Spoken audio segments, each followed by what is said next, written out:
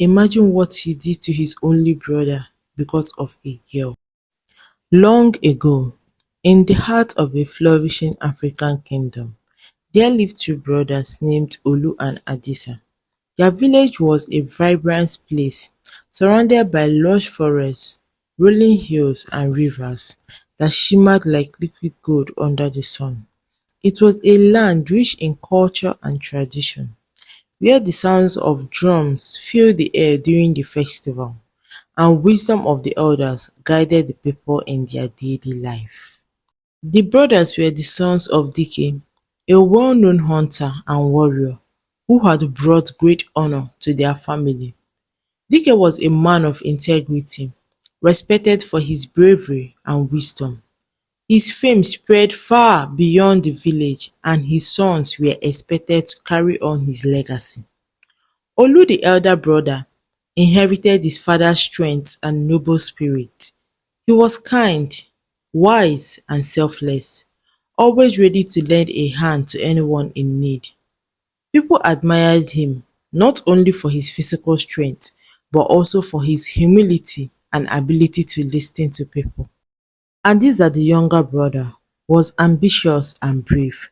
While he loved his brother, he often felt overshadowed by Olu's achievements.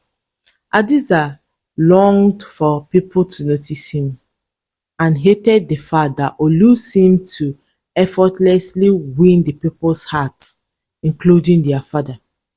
Though their relationship was okay sometimes, they lived in relative harmony until the arrival of a beautiful young lady named Aboma, a young lady whose beauty and charm captured the heart of all who met her. Aboma was the daughter of the village herbalist, a woman known for her healing ability and wisdom. Aboma had inherited her mother's intelligence and grace, as well as her skill in preparing medicine. Her ebony skin glowed like a sun, her eyes sparkled like stars in the night sky, and her laughter was like a melody that lingered in the hearts of those who heard it. Many young men in the village sought Aboma's hand in marriage, but she was not swayed by wealth or physical strength. She valued kindness, humility, and integrity above all else. It was no surprise that both Olu and Adisa fell in love with her. Olu admired her intelligence and kind heart, while Adisa was captivated by her beauty and saw her as the key to providing his words. However, Aboma made her feelings very clear.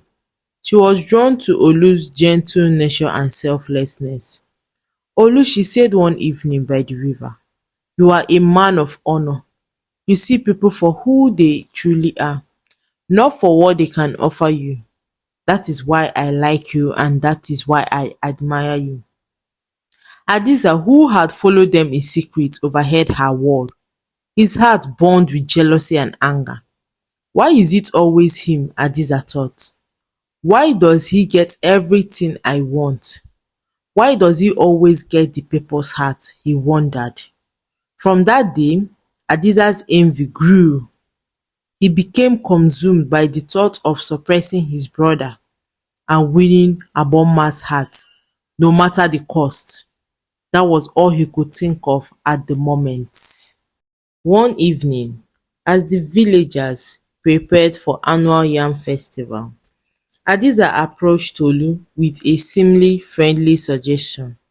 "Brother," he said, masking his bitterness with a smile, "let's go hunting tomorrow.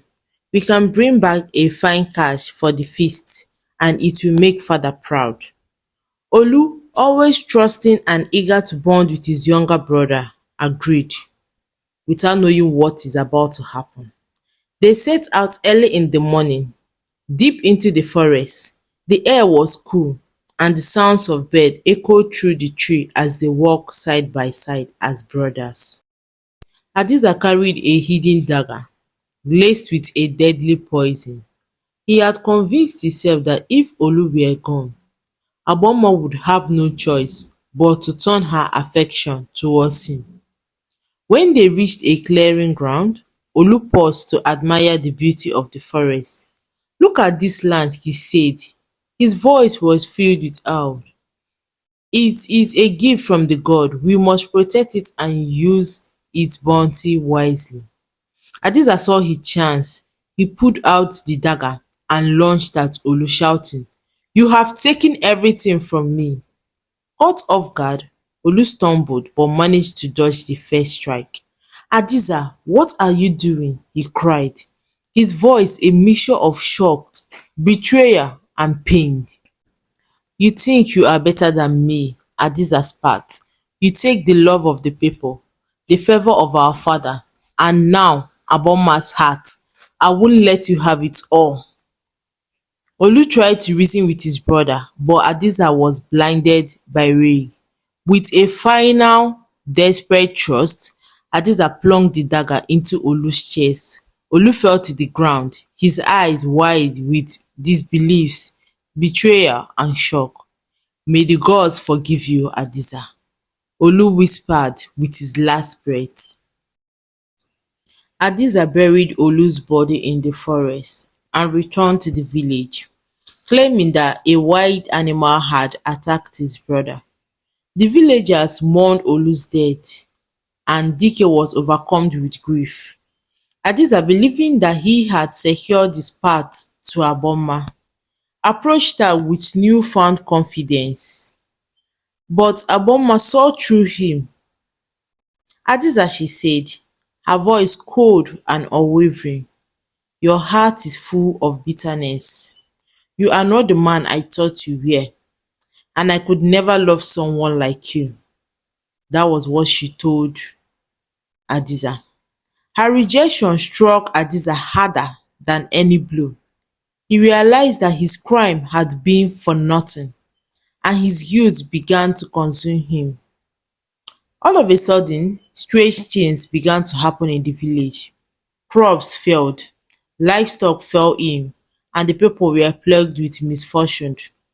The elders declared that the land has been cursed and sought answers from the gods. Neither do they know that the reason of the problem was living among them. One night, Hadiza was visited in the dream by Olu's spirit. His brother stood tall and radiant, surrounded by a golden light. "Hadiza," Olu said, "your jealousy has brought ruin to our land. You must confess your sin and seek forgiveness, or the curse will never be lifted."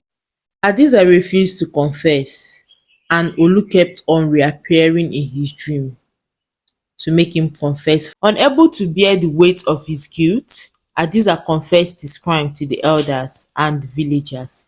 The people were horrified, and Dike, heartbroken by the loss of one of his sons and the betrayal of the elder, disowned Hadiza. The elders declared that Hadiza be banished from the village. He was sent into the wilderness, where he wandered alone, haunted by the memory of his brother and the life he destroyed. He regretted it throughout the days of his life. The villagers eventually healed, but Olu's memory remained alive in the heart of the people because he was loved by a lot of his people. A shrine was built in the forest where he had died, and his story was told as a tale. Abomma, though heartbroken, continued her mother's work as a helper, teaching others the importance of kindness and integrity, without forgetting Olu. Hadiza's name became a warning. Jealousy that led only to destruction, while love and humility are the true path of greatness. And so, the tale of Olu and Hadiza was passed down through generation to generation, a timeless lesson on the danger of envy and the value of staying true to oneself. So this is a story of how Hadiza destroyed his life by killing his brother Olu because of a woman.